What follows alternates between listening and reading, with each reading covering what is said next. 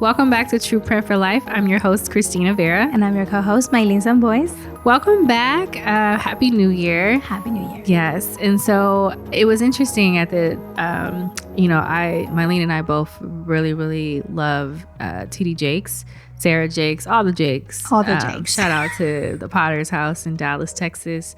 But I was in the car probably about a week ago now.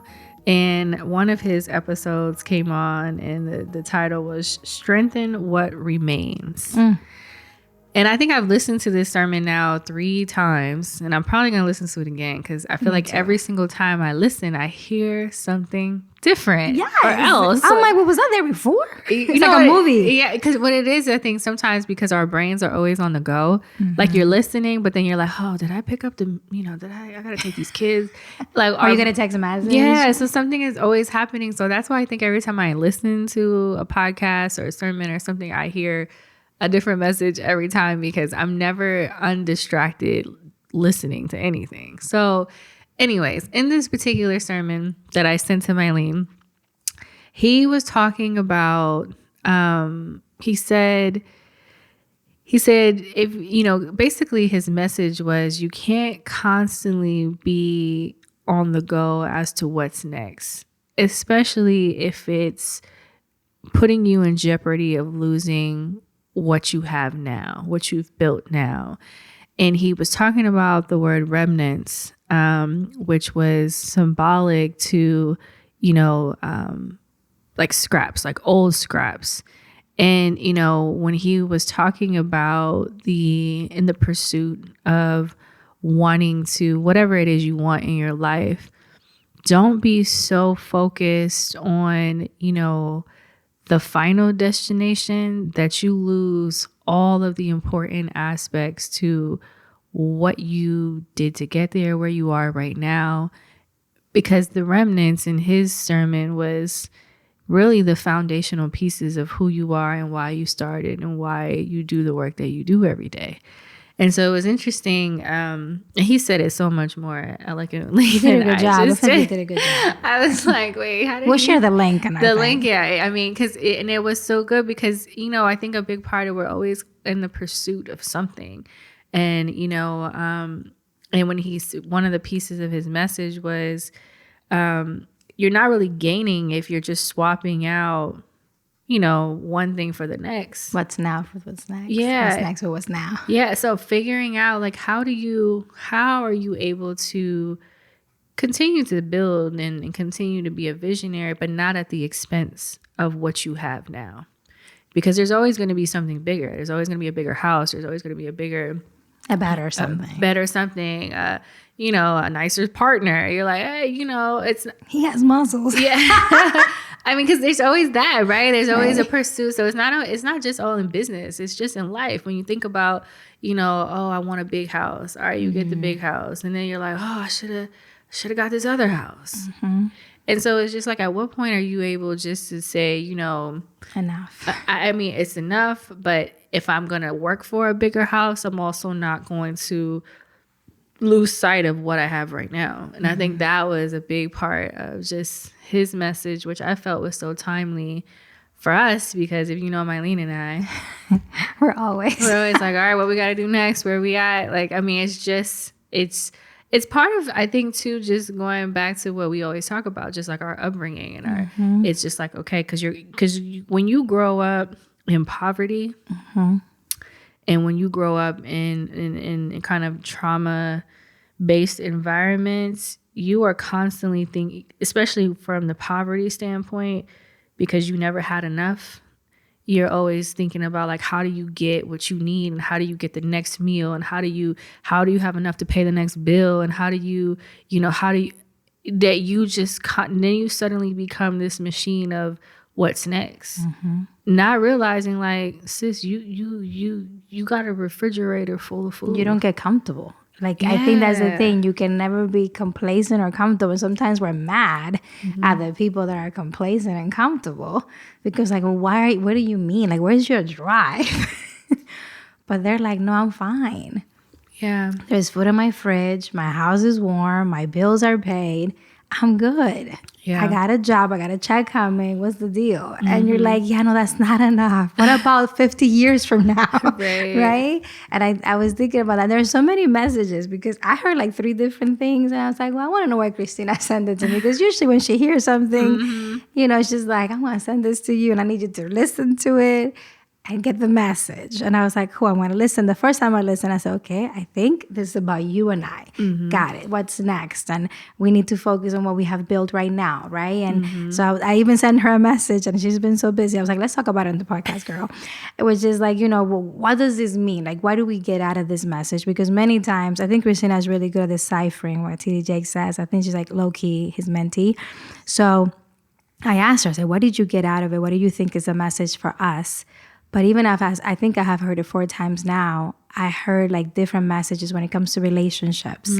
I heard that one about like when you have someone that's loyal and he's good and not dramatic, they become too comfortable and almost boring. And now you want to change them for like the bad thing, right? Because you're like, this thing is consistent, always here, always, you know, doesn't give me trouble, right? Like the good kid.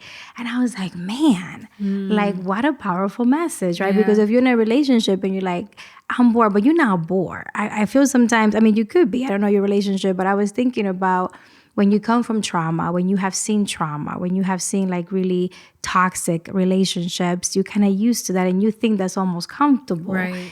But when you're in a relationship, we're like, no, they're not on you, you know, they let you be you, they let you grow, they let you thrive, and they're not on you like that, like they support you and they're, you know, they're stable, they provide. Sometimes you're like, but you're missing this thing. And it's like, but did you see the 95% thing this person has? Right. And I think his message was like right on point on that. Did you hear that part? Oh, I'm so happy you brought, I forgot about that. I told you though.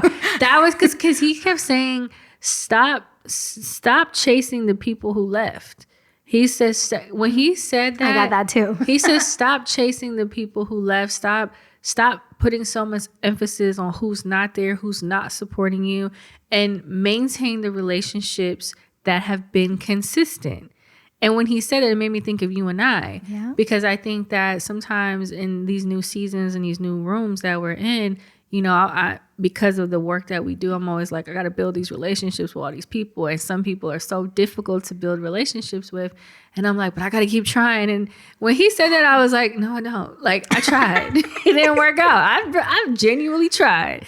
Because when he kept saying, he says, stop trying to chase people who left you. Yeah. If they don't want to work with you, don't force it. If they don't want to be with you, don't force it. There's this culture right now that has constantly like, oh, you got to chase this person. You got to chase. What's for you is for you. It is. And when he said that about the relationships, and when you start thinking about all the people, because to your point, he used that example about, you know, if you have a kid that's acting up, and you're putting all this energy and emphasis that you start ignoring the kid that's doing really well, then the kid who's doing really well can, you know, they start acting up because that's the only way they think that they're going to be able to get attention from you. Which is true. It's true because you have 3 kids. Yeah, because you just are like, I'm just trying to fix this. But you can't. And so I think that's in connection to what he was saying, putting all your emphasis into fixing one thing, but to lose everything else in the process, I think is what he really wanted to remind us. So whether it be relationships, whether it be for friendships, in business, you know, sometimes you just have to be okay with letting a situation be what it is, and just really thinking, you know, it's God's plan. And if this person's not meant to like me, if this person is not meant to want to be in business with me, then I'm not going to put my energy on who's not there. I'm going to put my energy on who's been consistently there. And together we continue to move forward. It made me think about like the list of even friends you have, right? Because sometimes you're so busy and you're doing all these things like you said. And I'm like, man, like when did I connect with this person? Have I checked with this person, you know? And sometimes it's like not too late, but when you think about it, like, oh, I didn't get to call this person probably passed. Sometimes that has happened. You're like, when I meant to text them last week and I didn't do it. So like even taking moments to, yes, in business, who has supported us that we have not touched base with? Because, right, we're trying to build new relationships and we're very much getting better at that. And I think in the beginning, we were so busy doing the work. Yeah. trying to do the make sure that the girls were supported. We had everything we needed for the girls, that we didn't stop to like look at, like, you know, we'll say thank you, but not like a very intentional thank you. Yeah. And I believe that last year and this year we have done everything we can to be more intentional about our thank yous. And making sure that those people that have been there for us, right? Like they know that we care. They know that we really appreciate what they have done for us. And I think, you know, when you look at your life, you know, if you're listening, have you thanked the people that are in your life that have stayed, right? Because either they're a partner, a family member, a coworker, a job, or anything has left you or, you know, walked away. Have you looked around the people that actually still with you, that held you up when you were down, or that have checked in on you, right? Because I thought that to me was a very loud message. Like, you know, are you checking in on the people that you have now, not even thinking about who's coming next? Right. Yeah. It's true. I mean, even taking the time to send a thank you note, you know, that's something I've become better at over the years. And every time I run into people, they're like, you know, I can't believe you sent me a note in the mail. They're like, that's real old school, but it's like something just like, you know, even if you don't have money, because people are like, oh, I don't have money, to like, just send a note, you know, or just send the Kruger's cookies. They got 2 cookies, $10, and they ship it to anywhere. Who does that? The Kruger's. You know, so I've started trying to do cookie boxes for people, just little things, just to like show. that. Write that down, guys. Write that down. Let's take some ideas. It's only $10, and they ship it and they let you put a message and everything, and it's 2 cookies that. and the box. That's all you need, guys. 2 cookies. You don't want 20, but you only need 2. The $50 platter, but you know that's all I could afford is the $10 one. But it's just about just showing gratitude and appreciation, and so in his sermon he talks a lot about, you know, it's okay to want and to want to build and to want, you know, to continue to, you know, have relationships, but he just kept emphasizing the importance of don't pursue that and risk losing everything you've built and the relationships you have, because ultimately the remnants, which is symbolic to, you know, the old pieces that no one thinks about, those are what's really critically important. At the end of your life, at the end of the day, everything that you do, you know, what's in priority? Who's a priority? And if you don't feel like the decisions you're making and how you're moving and operating are really in alignment with that, then you need to take a second just to think about, like, what am I doing? Why am I so pressed for these people to like me or for these people to acknowledge me? Somebody had called me the other day and they were like, did you notice so-and-so didn't reshare your thing? And, you know, you're the first, and you would think, and, you know, at first I started to go down that rabbit hole with them, and I was like, it don't matter, because look at the thousands of other people that shared it. And so it was in that moment where I was quickly being, you know, trying steer to think a certain way, but am I gonna diminish the people that did take the time to come and the people that did take the time to share it for this sprinkle of people who did not? So I think his sermon is really about reminding us on perspective. It's truly about perspective. It's not always the quantity. You know, my kids always make fun of me. They're like, you don't have no friends. I'm like, I don't. And I'm okay with that. Like, I mean, into them, there's a lot of acquaintances, guys. Yeah. Don't let her fool you. But the thing about it, in their minds, having friends is like all these people that you like kick it with all the time, because they're kids, they don't know. But, you know, for me, it's like, I know if I call you, I can call you at midnight or 1:00 in the morning, and you're going to answer if you awake. And show up. Yeah, and you're going to pull up. And that's all I need. I don't need 15 of you. Like, you know, not that I would even find 15 of you, because you're a rare unique, guys. You're a rare I shop with a sign, okay? I think a whole sign. And so I think it's just about reminding people, like, don't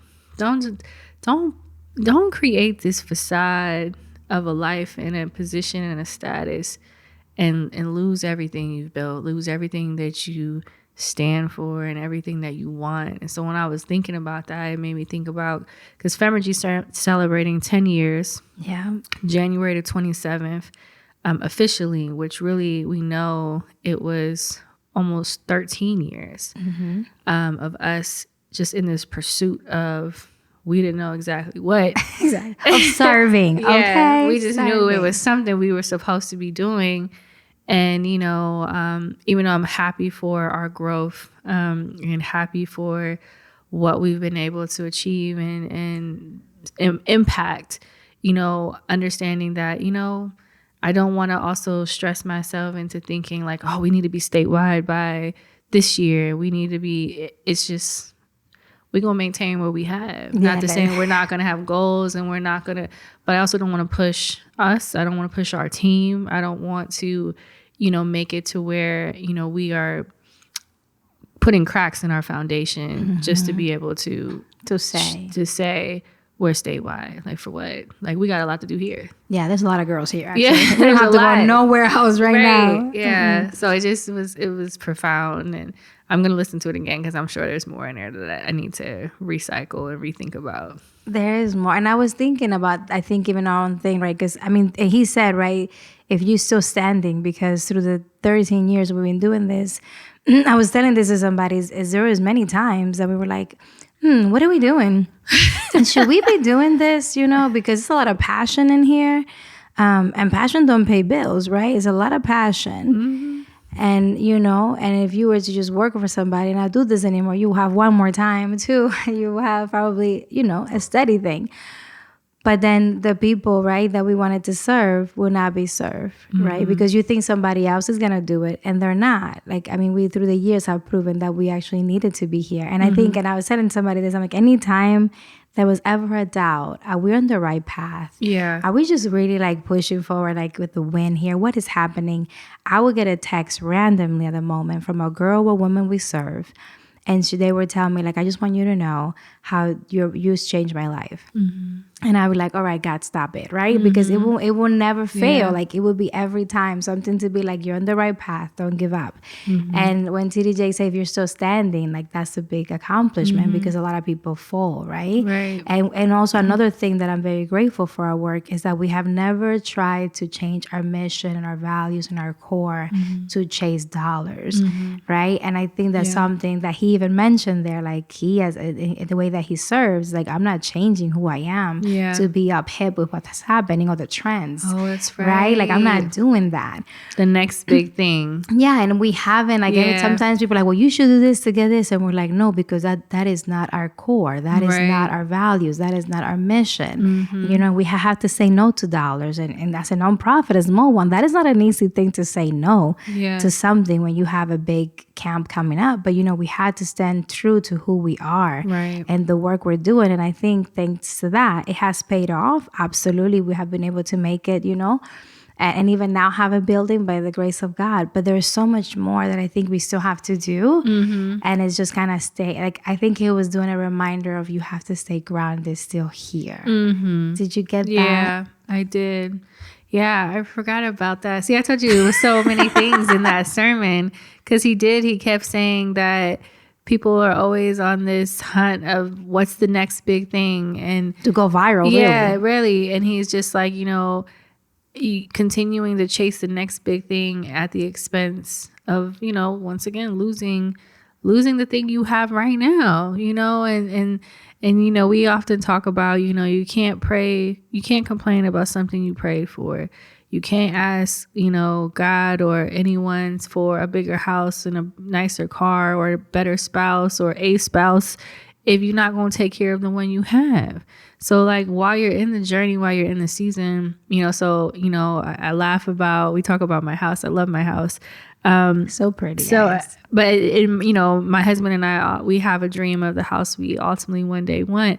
But in the meantime, I had to get to a place, many years ago that I started to say, you know what, until that house comes, until that day comes, I'm going to love the house I have. And I'm going to put everything I can to make this nice for my family and to make it nice for me.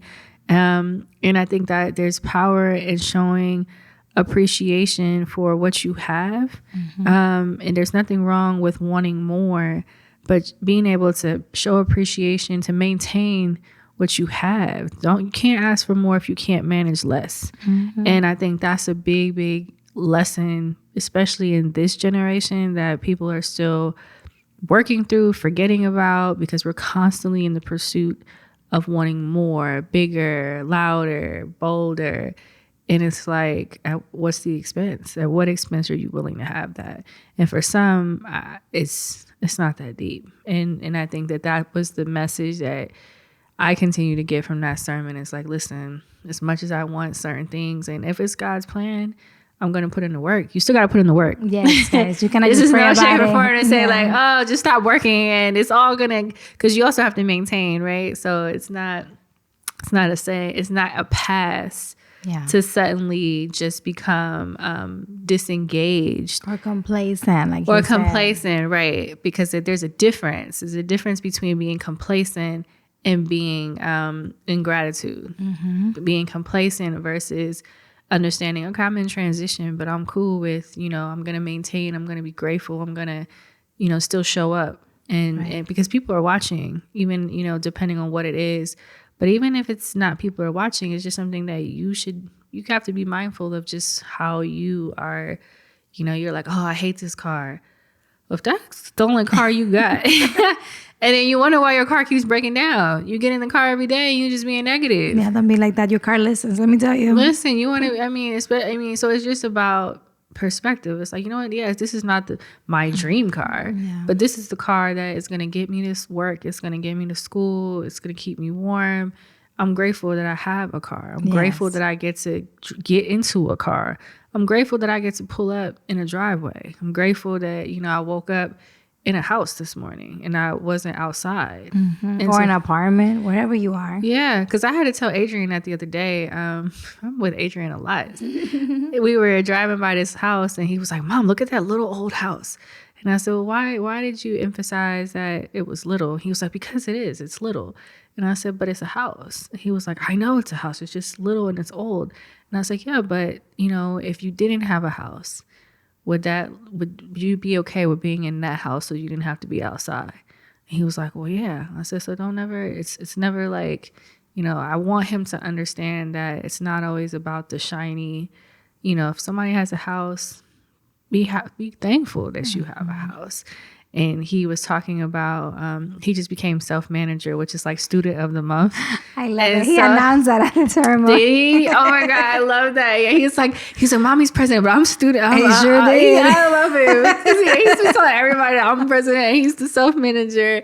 And he was like, he was telling me, he was like that some of his friends didn't like clap for him when they said his name on the speaker. He's like, only a couple of my friends were like happy for me. And I was like, well, Adrian, that's okay. And I was like, you have to be happy for people even if it's not their turn. And he was like, well, I'm always happy for people. And I was like, yeah, but so I was trying to explain to him that, even if it's not your turn, you have to be happy for people because one day it will be your turn. And, so we were talking about that because even as a child, you don't necessarily understand the behaviors because kids' brains are fully developed by the time they're 3.